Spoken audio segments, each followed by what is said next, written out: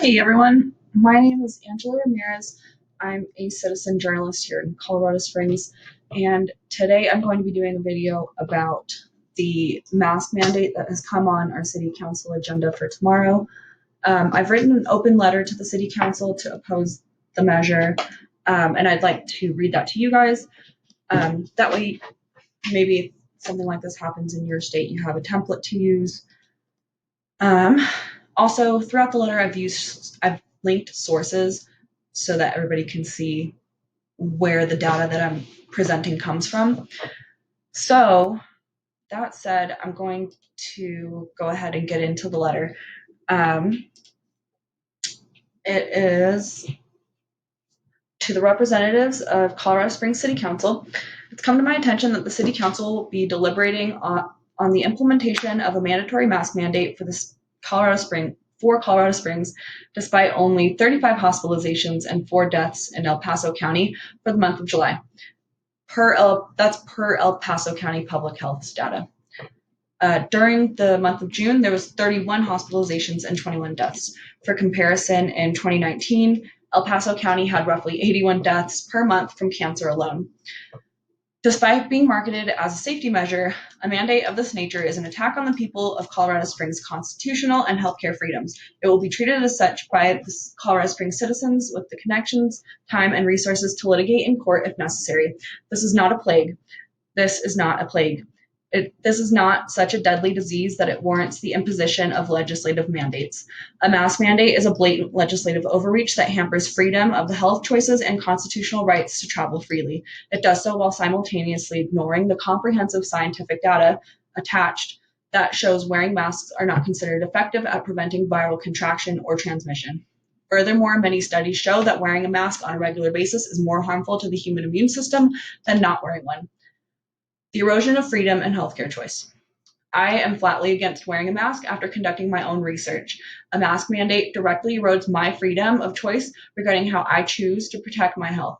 Mandating a mask for the protection of others is plainly against the founding principles of our country's focus on individual choice over the collective good. History has shown us time and time again that the social catastrophes that result from restricting individual freedoms to secure the common good. Erosion of the constitutional rights to travel freely. If a mask mandate is required, those who refuse to wear a mask will be unable to travel freely without running a risk of being ticketed merely for traveling without a mask.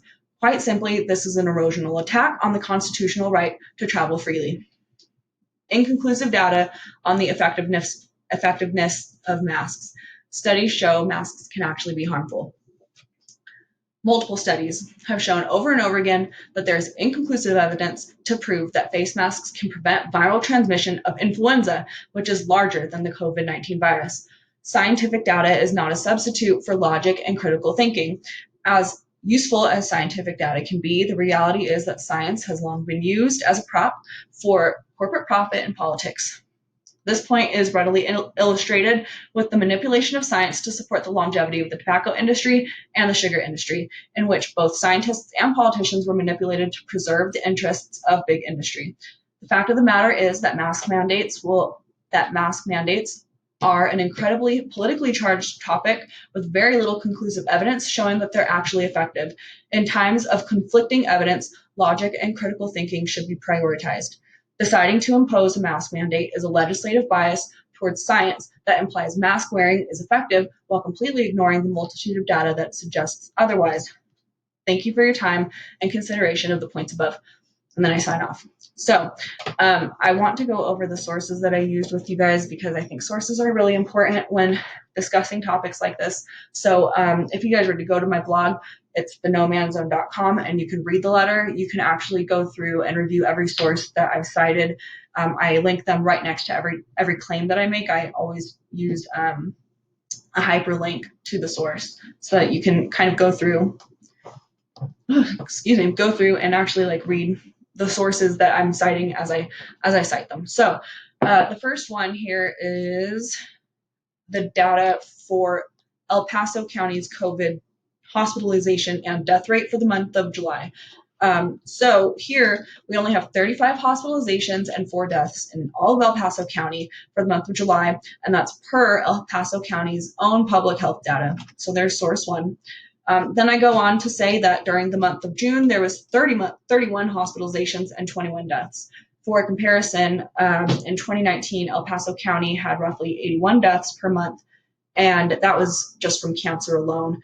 And the source for that is, sorry, I'm pulling it up. It's the Colorado Health Visual Department of State Mortality Statistics. The actual webpage name is Colorado Health Information Dataset Mortality Statistics Counts, and then you can break everything up by county and cause of death. So what we're looking at here specifically is the county's actual data for the number of cancer deaths in the month of June for last year. So we have more cancer deaths overall in El Paso County than we have COVID-19 hospitalizations, which is, when you put it into perspective like that, this is not a pandemic. Anyway, so there was that source. Let's see here. And then the next source I cite is scientific data being manipulated to perpetuate political and corporate profits. The first one being the tobacco industry. We all know what happened with tobacco science. Like, we literally call manipulated science tobacco science for that reason, because the tobacco industry manipulated data to the point where it was just so obviously not true anymore, right? And so the source for that was ScienceDirect.com, biochemistry, genetics, and molecular biology. And it was looking at the neuroscience and research of addiction and comparing what the tobacco industry, what their funding studies looked like versus what independent studies looked like.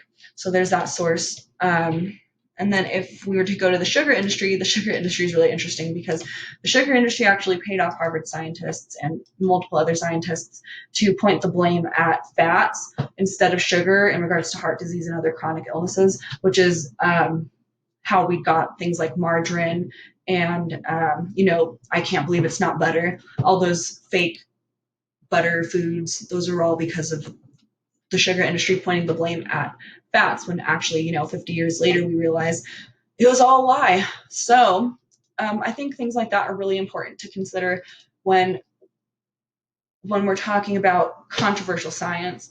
I think we can't just say, well, the data says on this end that this is the case, and to play it safe, we're going to go with that.